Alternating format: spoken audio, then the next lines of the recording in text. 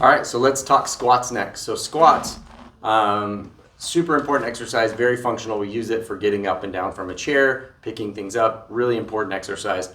So we want to squat in kind of whatever position feels best for you. There is no perfect form for as far as where your feet go. So some people like their feet straight ahead, some people like their toes slightly out. One of the best pieces of advice I've ever heard about a squat is to just jump a little bit, and wherever your feet kind of naturally land, that's your squat form. So if your toes are slightly out, that's okay.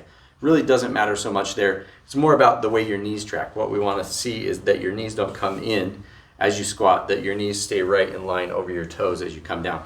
So go ahead and let's show us squat.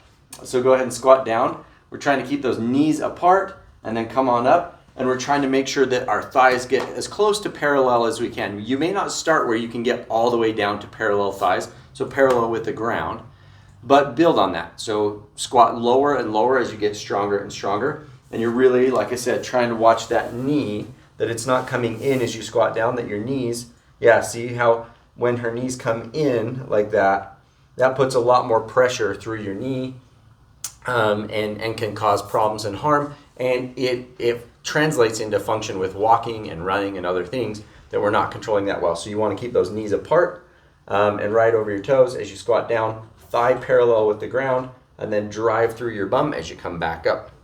So sometimes you do have to stick your arms out in front of you for balance sake. That's totally fine as well. But when we load it, usually with weight, that helps change the center of balance. So we're going to load that up with weight so you can see. So you can do it with dumbbells in front of you, or you can do a bar across your shoulders. And again, we're trying to really control that, make sure those knees don't come together. Good squat with your back. So go ahead and turn. We're going to see from the sideways view. What you don't want is for your back to arch too much. You want a good neutral spine as you squat down, but you also don't want your back to roll backwards too much and kind of dump that pelvis backwards. So you want to keep that spine straight and a good normal lumbar curve as you come down and back up, keeping that thigh, again, parallel with the ground if you can get that low.